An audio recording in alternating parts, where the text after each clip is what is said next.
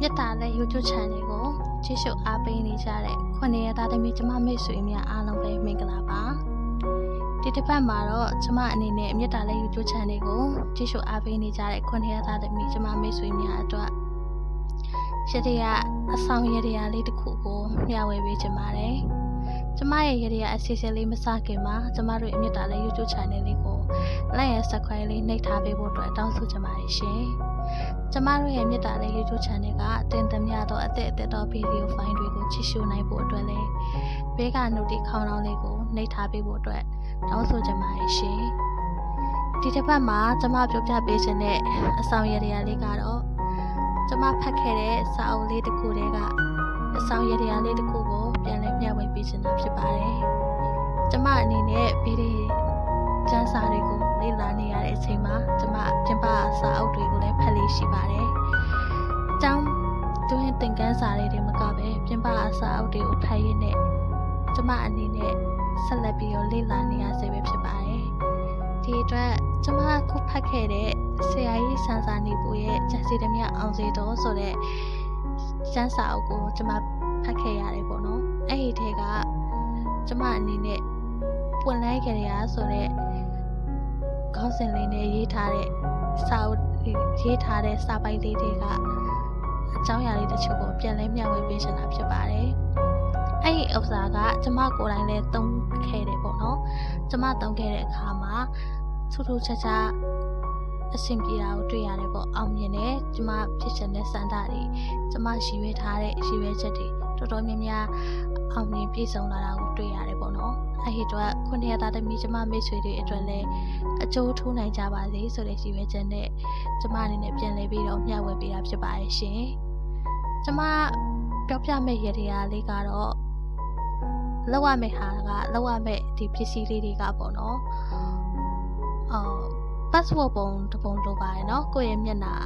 ရှေ့တဲမှာရိုက်ထားတဲ့ password ပုံ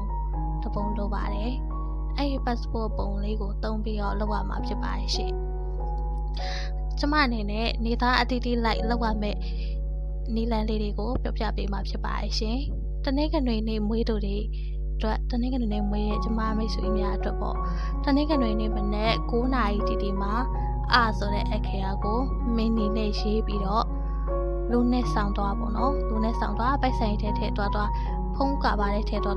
လို့ရပါတယ်။အမျိုးသားတွေဆိုလို့ရှိရင်ပိုက်ဆိုင်အိတ်ကန်ရတာမကြိုက်ကြဘူး။ကျမတော်တော်များတွေ့ဘူးတယ်ပေါ့နော်။သူတို့ပိုက်ဆိုင်ရဲ့ကန်ရတာမကြိုက်တဲ့အခါကျတော့ဖုံးတော်သူတိုင်းကန်ကြပါတယ်နော်ဖုံးကန်တဲ့အခါမှာဖုံးရဲ့ကာဘာ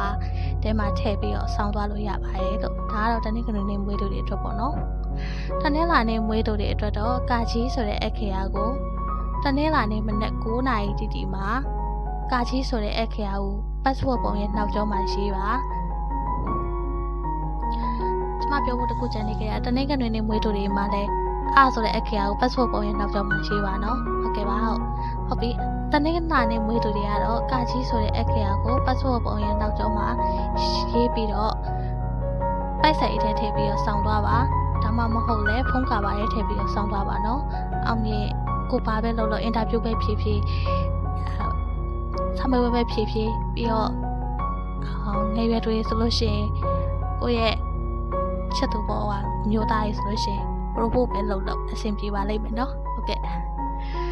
ပါဒါတော့တနင်္လာနေ့မွေးသူတွေအတွက်ပေါ့နော်အင်္ဂါနေ့မွေးသူတွေအတွက်ကတော့စာလုံးဆိုတဲ့အခရာကို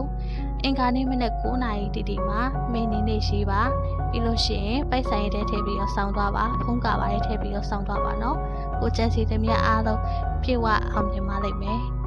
ဒါကတော့အင်္ဂါနေ့မွေးသူတွေအတွက်ပေါ့နော်ဗုဒ္ဓဟူးနေ့မွေးသူတွေအတွက်ကတော့ဗုဒ္ဓဟူးနေ့မနေ့9နာရီတီမှာရှာပလက်ဆိုတဲ့အခရာကိုမင်း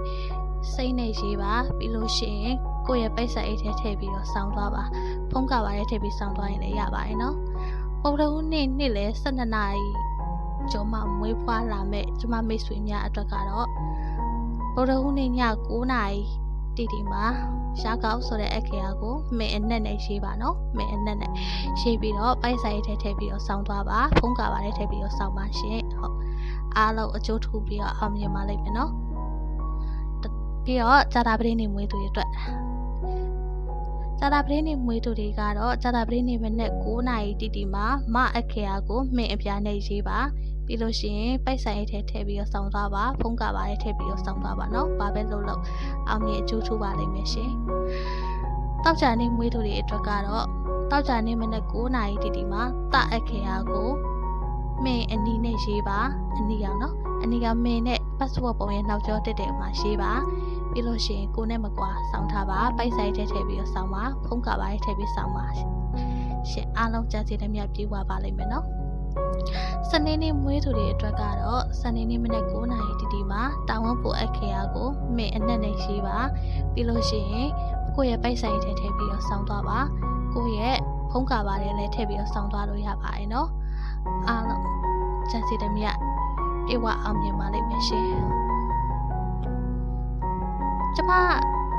တခုသုံးလိုက်တာဒါကတော့ကျမသုံးခဲ့တဲ့နည်းလေးပေါ့နော်ကျမသာဆိုရင်တော့အမွေးနံသားလေးပါထည့်ပြီးတော့ဖြန်းပြီးတော့ဆောင်းသွားလေးရှိပါတယ်ကျမကတော့အမွေးရနက်ကတော့ကိုကြိုက်တဲ့ရနက်ကိုရွေးချယ်လို့ရတယ်ပေါ့ကျမကတော့စပယ်ပန်းရနက်ကိုကြိုက်တယ်အဲ့ဒီအတွက်စပယ်ပန်းရနက်လေးနဲ့လုပ်ထားတဲ့ရင်မွေးကိုဝယ်တယ်ပြီးလို့ရှိရင်အဲ့ကျမရဲ့ဒီ password ပုံလေးကိုဖြန်းလိုက်တယ်ပြီးတော့ကျမနဲ့မကွာစောင်းထားတယ်ပေါ့နော်အဲ့လိုစောင်းထားတဲ့အချိန်မှာကျမအနေနဲ့အကျိုးထူးတယ်ပေါ့ကျမရည်ရွယ်ချက်တွေပြေဝလာတာကိုတွေ့ရတယ်အဲ့ဒီတော့ကျမခုနှစ်သားသမီးကျမမိတ်ဆွေများအတွက်ပြန်လဲမျှဝေပေးလိုက်ခြင်းဖြစ်ပါရဲ့ရှင်ခုနှစ်သားသမီးကျမမိတ်ဆွေများအသုံးပြု၍အကျိုးထူးနိုင်ကြပါစေလို့ကျမကဆုတောင်းရတာပို့တာပေးလိုက်ပါရဲ့ရှင်ကျမကတော့တန်တာဆွေမန္တလေးတိုင်းပကညဥပါရှင်အားလုံးကိုကျေးဇူးတင်ပါတယ်နော်